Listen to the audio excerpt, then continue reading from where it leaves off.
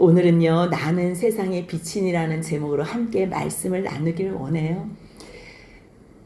요한은 특별히 예수께서 하나님의 아들 그리스도이심을 설명해 주고 싶은 거예요. 자기가 깨달은 이 예수님이 사람으로 오셨지만 이 예수는 그냥 사람인 게 아니다. 원래는 하나님이셨다. 원래는. 근데 그 하나님의 것을 내려놓으시고 이 땅에서는 철저한 사람으로 오셨던 그 예수님이 그분이 하나님이신 것을 알려주고 싶은 거예요. 그분이 하나님이신 거. 그분이 이 땅에 사람으로 왜 오셨나? 예수. 자기 백성을 그들의 죄에서 구원하기 위해서 오셨거든. 그러니까 우리는 그 이름, 예수 이름을 믿고 그 이름을 힘입어서 영생을 얻게 하기 위함이라는 것. 그러기 위해서 절기며 어떠한 레파토리를 이렇게 쭉 기록할 때, 나열할 때요. 이 사도 요한은 예수님의 행적이 표적을 7개를 하고 나는 나다. 에고의 힘이 예수님의 자기 선언을 7가지를 해도요. 어떠한 순서에 의해서 하고 싶은 거예요. 그랬을 때 6장은 유월절날 그 생명의 떡 대신 예수님을 먹어야지만 산다. 예수님을 먹어야지. 그 먹는다는 게 뭐예요? 예수의 말씀을 믿고 그 안에 내 마음 안에 말씀을 새기는 거예요. 말씀이 내 안에 계실 때는요. 예수가 내 안에 계시는 거예요. 근데 그 말씀을 누구로 통해서 생각나게 하세요? 성령으로. 그래서 성령과 예수가 계시는 증거가 내가 말씀이 생각나서 그 말씀 안에서 순종하는 삶. 그 삶이 바로 예수와 성령이 함께하는 삶이에요. 그렇다면 6장에서는 떡 대신 예수님을 먹어야 되는 거고 주님께서 생명의 떡이신 것을 증거하셨다면 7장에서는요. 초막절을 통해서 예수님이 생명수 되심과 빛 되심을 증거하고 싶은 거예요. 그래서 7장에서는 초막절의 절기를 통해서 생명수 되심을 말씀하셨다면 오늘 함께 말씀 나눌 8장은요. 초막절 절기를 통해서 그것이 끝난 후에 세상 사람들은 여전히 어두움 속에서 살지만 빛 대신 예수님께로만 나오기만 하면 주님께서 우리에게 영원한 생명을 주신다는 거. 생명. 예수만 붙잡으면 생명을 얻게 하기 위함이라는 것을 기록하기 위해서 8장을 썼어요. 우리가 지난 시간에 7장에 대해서 같이 말씀을 나눴는데요. 초막절 전의 사건, 중간의 사건, 그리고 초막절 마지막 날, 그 큰 날, 마지막 끝날에 있었던 그 사건을 기록했어요. 왜요? 예수님은 초막절에 생명수 되시고 빛 되신다는 것을 증명하고 싶은 거예요. 증거하고 싶은 거예요.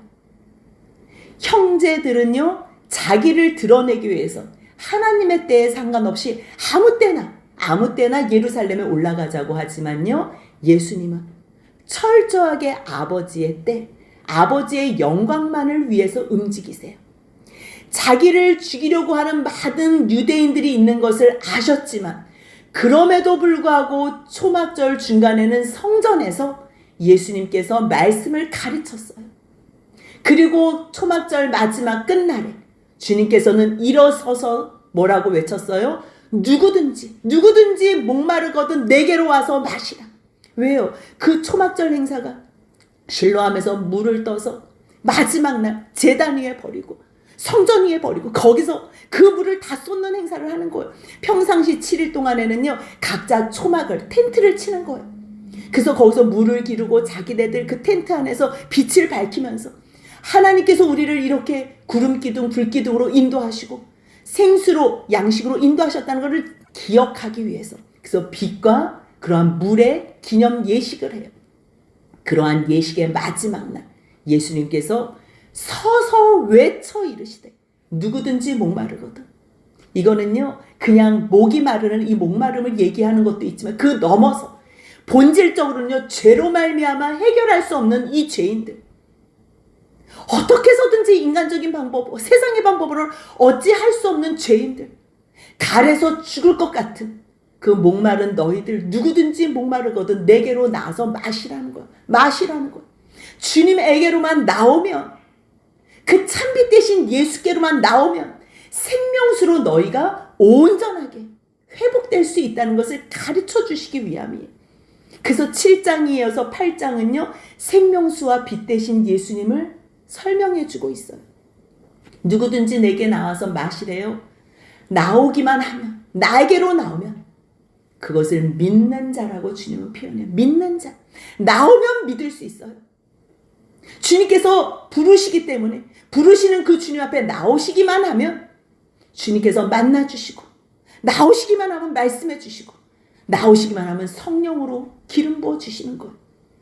그래서 누구든지 나를 믿기만 하면 배에서 생수의 강이 흐른대요. 근데 이 생수는요, 성령을 가리킨대요. 그렇다면 예수를 믿는다는 것은 누가 우리 가운데 오셔야지만 믿어져요?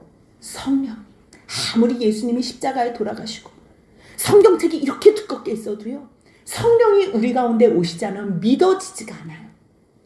그렇기 때문에 성령이 오시면 우리 가운데 예수의 말씀이 풍성하게 돼서, 성령이 오셨다고 성령이 무슨 능력을 행하는 게 아니에요.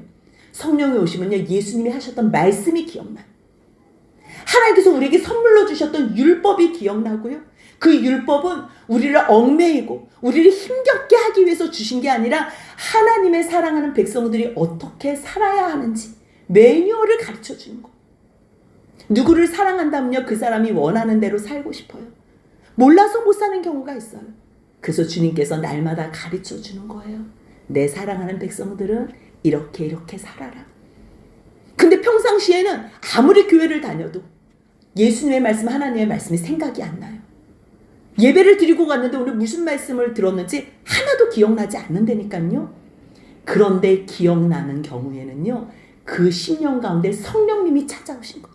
한 단어, 한 말씀이라도 기억난다면 이미 벌써 성령님이 내 마음 가운데 내주하고 계셔서 성령님이 예수의 말씀이 기억나게 하는 거예요. 자꾸만 떠오르게 하는 거예요. 그렇게 살고 싶게 하는 거예요. 근데 내 힘으로는 살 수 없어요.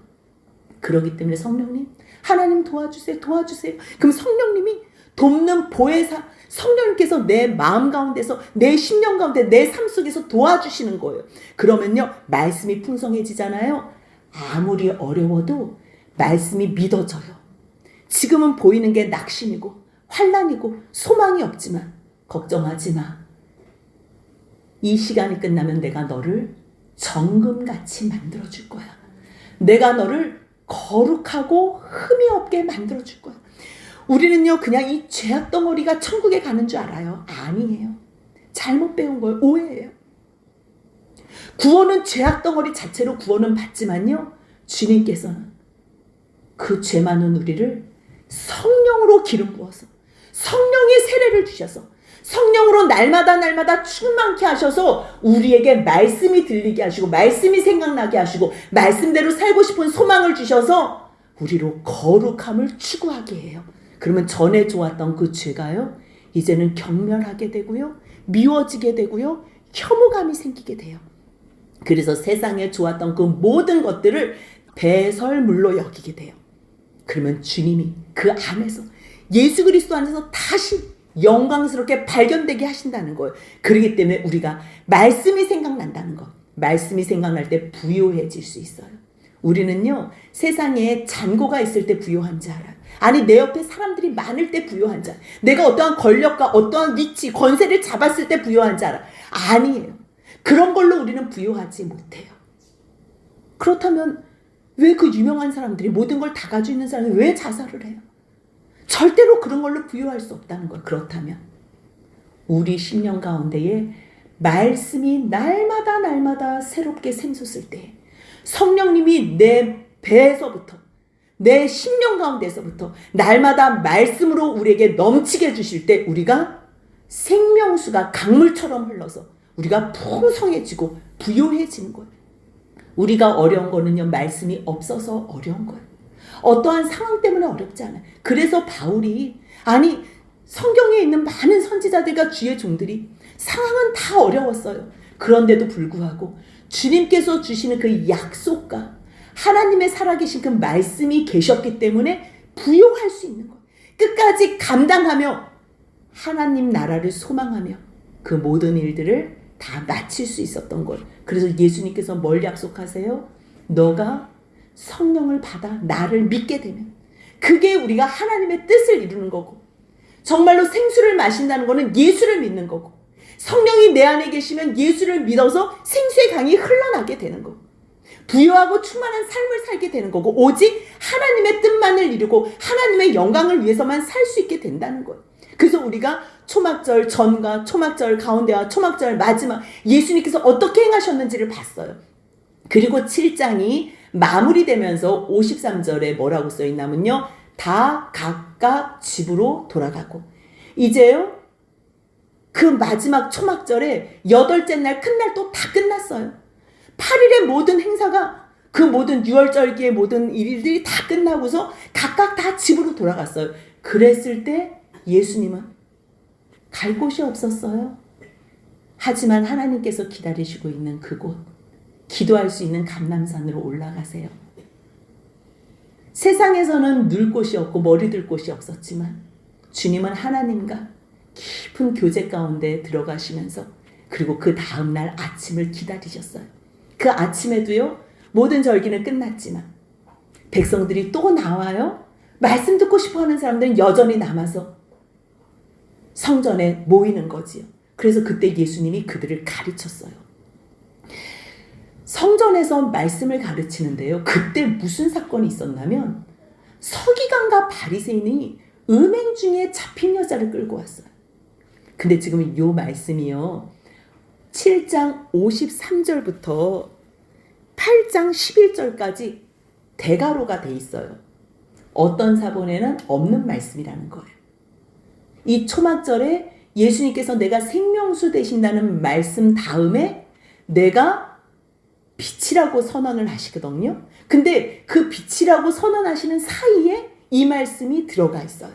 근데 그 사건은 뭐냐면요, 예수님께서 성전에서 말씀을 가르치는데 음행 중에 잡힌 여자를 끌고 와요. 근데 음행 현장이잖아요. 현장법. 그럼 거기에 남자도 같이 있었을 거 아니에요? 근데 의도가 있었기 때문에 바리새인과 서기관들이 예수님을 난해하게, 어렵게 하게 하기 위해서 일부러 여자를 끌고 와요. 그래서 뭐라 그래요? 가운데 딱 세워놓고, 선생이여, 이 여자가 간음하다가 현장에서 잡혔나이다. 모세는 율법에 이러한 여자를 돌로 치라 했는데 선생은 어떻게 말하겠습니까? 왜요? 지금 예수님이 계속 사랑에 대해서 말씀해 주시잖아요. 성전에서 가르치면서 율법을 말씀해 주시면서 율법을 말씀해 주시는데 또 하나님은 사랑이라 말씀하시고, 사랑과 율법을 동시에 말씀하시는데 율법을 다 지키는 사람이 어디 있어? 근데 그 중에서도 간음하는 현장에서 잡힌 여자를 끌고 왔으니 이거는 그냥 모세의 율법에 의해서는 돌로 쳐서 죽여야 되는 거예요. 그럼 말로는 매일 사랑 사랑 외치는 저분께서 돌로 쳐서 죽이라 할까? 아니면 사랑이 많으니까 용서해 주, 이거는 말이 안 되는 거예요. 용서해 주라 그러면 모세의 율법에 위배되고, 돌로 쳐서 죽이라 그러면 사랑에 위배되는데, 그래서 예수를 시험하기 위해서, 고발하기 위해서 그 조건을 얻고자 이러한 상황을 만들었다는 거예요. 여자가 얼마나 초췌해져 있겠어요? 그런 여자, 맘상하는 거, 자존심, 수치심 아무 관심, 이 사람들은 그런 게 관심 없어요. 오직 저 예수를 어떻게 고발할 수 있나, 저 예수를 어떻게 올무에 빠뜨릴까, 오직 그 생각밖에 없어요. 근데 예수님이요, 그 모든 정황과 상황을 아시면서 몸을 굽히사 손가락으로 땅에 쓰세요. 이 사람들은 지금 다 혈기로 가득 차서 왔어요. 어떻게 예수를 잡을까? 어떻게 예수를 잡을까? 저 사람 어떻게 지난번에 죽이려고 했다가 당신들 왜 나 죽이려 합니까? 그래. 당신 귀신 들린 거 아니야? 미친 거 아니야? 그렇게는 못 죽여. 무슨 단서를 잡아야 되는 거예요. 그러니까 주님께서 여러 말씀 안 하시고요, 몸을 굽히사 손가락으로 땅에 쓰세요. 예수님이 글자를 쓰세요. 여러분들, 예수님이 하나님이셨잖아요. 하나님이셨잖아요. 하나님의 것을 내려놓으시고 이 땅에 사람으로 오셨지만 그분은 성자 하나님이셨잖아요. 이위 하나님. 근데 출애굽기에서요, 하나님께서 손으로 써서 하나님의 백성에게 주신 게 있어요. 먼저 아세요? 십계명, 두 돌판. 그 말씀이 출애굽기 32장 15절 16절에 같이 한번 읽겠습니다. 모세가 돌이켜 산에서 내려오는데 두 증거판이 그의 손에 있고 그 판의 양면 이쪽 저쪽에 글자가 있으니 그 판은 하나님이 만드신 것이요 글자는 하나님이 쓰셔서 판에 새기신 것이더라. 하나님은 영이신데 보이지 않으시는데 그 하나님께서 친히 판의 양면에 이쪽 저쪽에 손으로 글씨를 쓰셔서 새기신 그 판, 지금도 똑같이 예수님께서 그 음행하는 현장에서 잡힌 그 사람들을 돌로 쳐서 죽이라고 했을 때 주님이 뭘 썼겠어요? 내용은 아무것도 나오지 않아요. 왜냐하면 내용이 중요하지 않기 때문이에요. 그 안에는 여러 가지 죄의 요소들을 썼을 거예요. 그들이 찔릴 수 있도록 여러 가지 죄악의 많은 내용들을 썼겠지요. 근데 예수님께서 쓰시고 있는데도 그들이요 7절 보니까 묻기를 마지 아니하느니라. 이게 무슨 말이에요? 묻는 것을 멈추지 않는다. 계속 묻는다. 주님이 이렇게 손으로 땅에 쓰시는데 계속 묻는 거예요.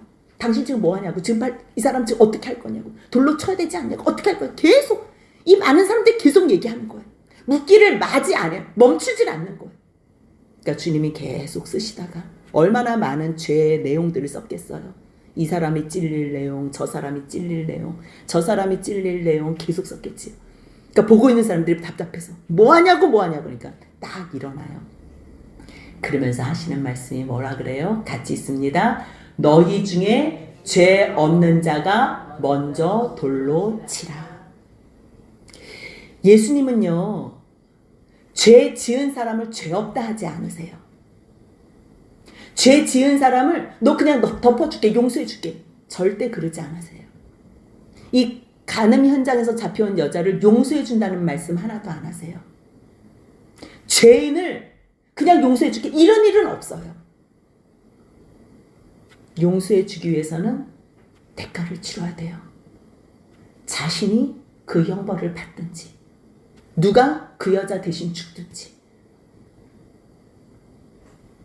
그래서 주님께서 이 시간에는요 다른 거 묻지 않으시고 다른 말씀 안 하시고 너희 중에 죄 없는 자가 먼저 돌로 쳐. 그럼 누가 돌로 치려고 해봐요. 그럼 그 옆에 있는 사람이 저 사람 죄 진 거 있는데 아는데 내가 그렇게 얘기할 거야. 어머 저 사람 야 너도 그 죄지었잖아.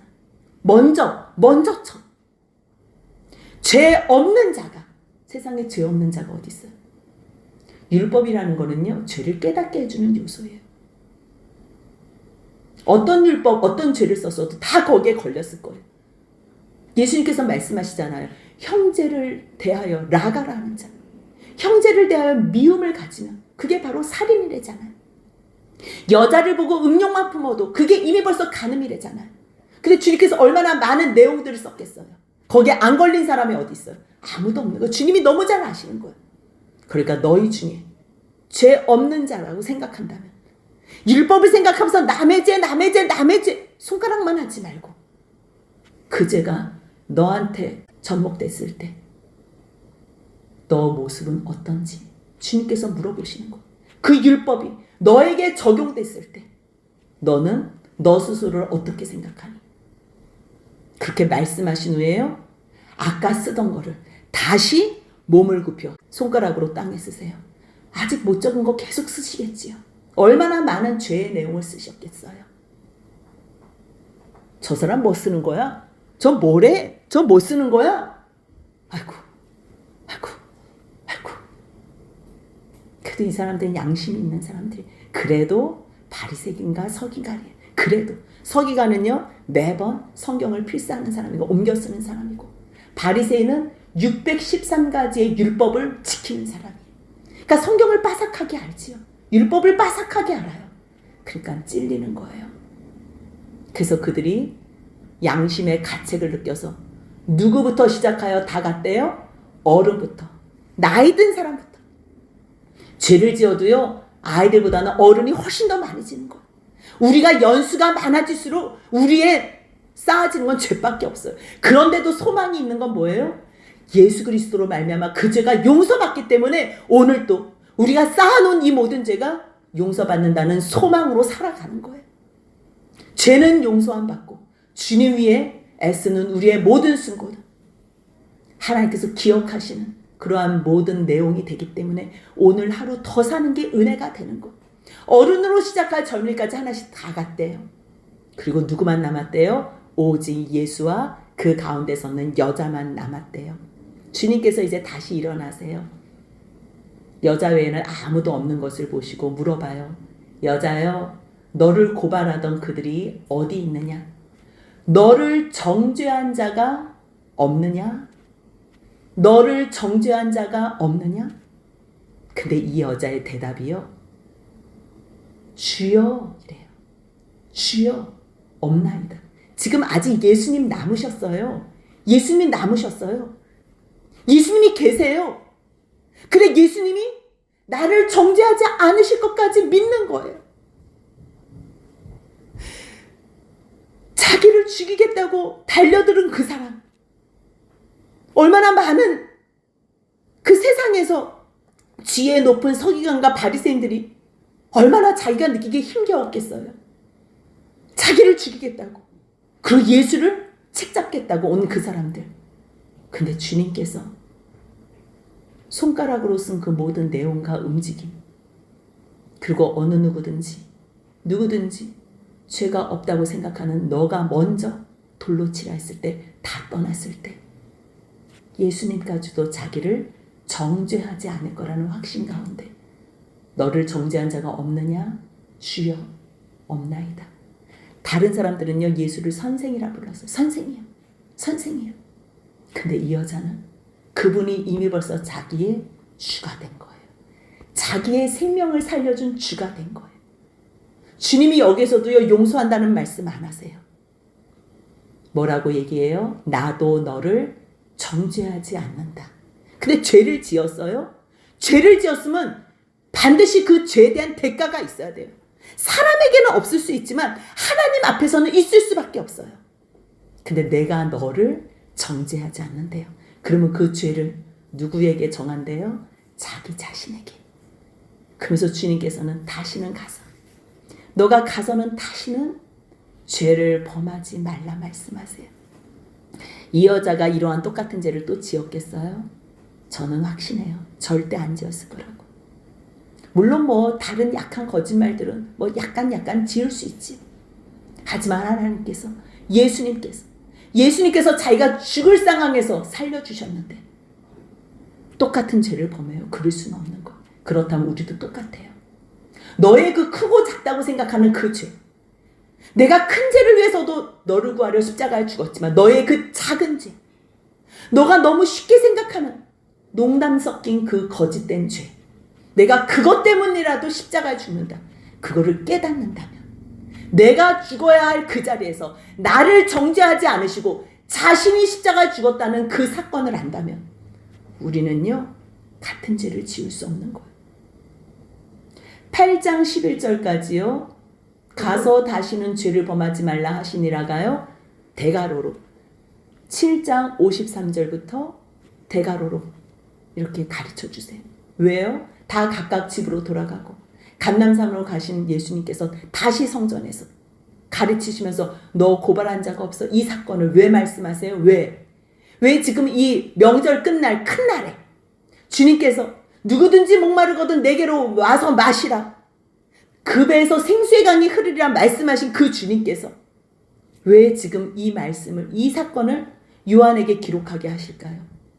왜냐하면 이게 다 연결된 말씀이에요. 연결된. 성령이 오시잖아요. 그럼 예수가 믿어져요. 예수가 믿어지자 그럼 말씀이 생각나요. 말씀이 생각나면 우리가 두려움이 없어져요. 두려워서 거짓말하고 두려워서 죄짓고 두려워서 우리가 세상의 종노릇하면서 살거든요. 근데 말씀이 있으면 두려움이 없어져요. 하나님 외에는, 우리의 영혼까지 살리고 죽이신 하나님 외에는 세상에 두려운 게 하나도 없어져요. 무엇이 우리 가운데 가득할 때? 말씀. 그래서 성령이 우리 가운데 있으면요, 그 말씀으로 배에서 생수의 강이 흐르거든요. 그러면 에스겔 36장 25, 26, 27절에 뭐라고 약속해 주셨냐면 이 말씀은 구약의 말씀이에요. 근데 그때도 똑같은 성령님, 그때도 똑같은 이위 되시는 예수님께서 주신 말씀, 에스겔에게 주신 말씀이 있어요. 나타나셔서 주시는 말씀이 계셨어요. 뭐라고? 내가 너희들을 맑은 물로 씻어줄 거야. 내가 너희들을 깨끗하게 씻어줄 거야. 더러운 곳에서 너희 모든 우상 숭배에서 세상의 더러운 모든 죄악 가운데서 내가 너희들을 정결하게 할 거야. 그때는 너희 속에 새 영을 주고, 그 새 영이 누구예요? 성령을 주시겠다는 거. 성령이 있으면 너희의 세상 방법, 세상 모든 여러 가지 배우는 지식들, 그런 것들 다 버리고 이제 새 마음, 말씀 속에서 너희들을 어떻게 내가 영광스럽게 새롭게 했는지 그 새로운 마음을 줄 거야. 그래서 너희가 세상에서 딱딱해지고 굳어진 마음은 내가 다 성령으로 말미암아 없애고 제거해버리고 너희들 마음 가운데 부드러운 마음, 주님 앞에 감사하는 마음, 구원받은 자로서 어떻게 살아야 하는지. 그래서 전에는 율법이 어려웠다면 이제는 용서해 주신 그 하나님, 성령이 임했을 때 우리가 구원받은 백성이라는 걸 깨달아서 내 속에 나의 영을 너희 속에 두어서 이제는 너희가 하나님의 모든 말씀, 내 율례와 내 법도 내 규례를 지켜 행하게 하겠다는. 그래서요, 지금 이 배에서 생수의 강이 흐른다. 성령이 아직 너에게 임하시지 않았지만 내가 반드시 죽음으로써 말미암아 너희들을 온전케 하리라. 그래서 이 말씀이 있는 거. 율법은요, 우리의 죄를 알게 해요. 죄를 우리가 죄인이라는 걸 알게 해요. 그래서 율법으로는 모두가 다 죽어요. 하지만 성령 안에서는 결코 정죄함이 없어요. 로마서 8장 1절입니다. 그러므로 이제 그리스도 예수 안에 있는 자에게는 결코 정죄함이 없나니. 왜요? 그리스도 예수 안에 있는 사람들은 생명의 성령의 법이 이제 죄와 사망의 법에서 완전히 해방됐어요. 성령으로 우리를 다스리시, 성령으로만 우리를 인도해 주신다는 거예요. 율법은요, 육신으로 말미암아 연약하여 할 수 없어요. 율법은 우리가 할 수 없어요. 근데 예수께서 그 우리의 모양으로, 죄 있는 사람의 모양으로 오셔서요, 모든 것을 완성하셨어요. 완전히 이루셨어요. 그래서 우리가 주님, 나도 육을 따르지 않고 주님을 따르고 싶어요. 나 아버지의 영원한 약속 영을 따르고 싶어. 너 영 따르고 싶어? 그럼 내 안에만 들어와. 내 안에. 그럼 내가 율법의 요구를 완성했기 때문에 너에게도 모든 율법의 요구가 온전케 완성 이루어지게 하겠다. 그래서 주님께서는요, 성령을 말씀하시고서 지금 8장 12절에서 나는 세상의 빛이라고 말씀하시기 위해서 왜 이 가늠한 여인을 끌고 왔냐면, 세상 사람들은 어떤 일을 해도 다 죽이기 위해서 움직이는 거예요. 죽이기 위해서. 자기도 죽을 짓을 위해서, 죽으려고 죽음을 향해서 가는 거고요. 옆에 있는 사람도 하는 모든 일들, 움직임들이 다 죽을 짓만 한다는 거. 왜요? 빛이 없기 때문에. 어둠 속에서 죄악 가운데서 소망이 없기 때문에. 하지만 초막절 그 빛으로 불을 밝히고 물을 떠와서 하나님의 그러한 행하신 일을 찬양할 때 예수님께서 그 모든 절기가 끝난 그 아침에도 너희들은 다시 어둠으로 돌아가지만, 다시 죽을 수밖에 없는 세상으로 돌아가지만 나는 세상의 빛이야. 나는 세상의 빛이야. 너희가 나만 따른다면 너희들은 절대 어두움에 다니지 않게 되고 생명의 빛을 얻을 거야. 주님께서 이 말씀을 오늘 우리에게 해주시기 위한. 우리들은 가늠하다가 현장에서 잡힌 여자들 그 얘기는 많이 알아요. 그 얘기는 알지만 그 얘기를 왜 하셨는지 몰라요. 우리들은 가늠뿐만 아니라 이 죄의 저죄의 죄 때문에 죽을 수밖에 없는 목마른 자들이야. 목마른 자들. 근데 주님께서는 누구든지 목마르거든 나에게로 와서 마시라. 누구든지 마시라. 나에게로 와서 마시면, 다시 말해서 내 말씀 안에서 너희가 성령으로 거듭나서 성령으로 살면 너희들은 생명의 빛에 살 수 있다는 거예요. 어둠에 다니지 않는다는 거예요.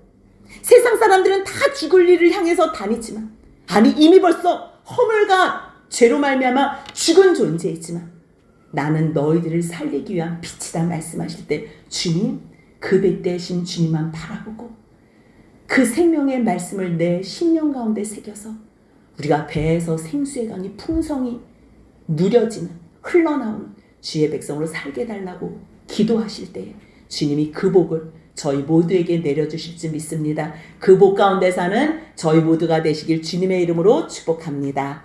아멘.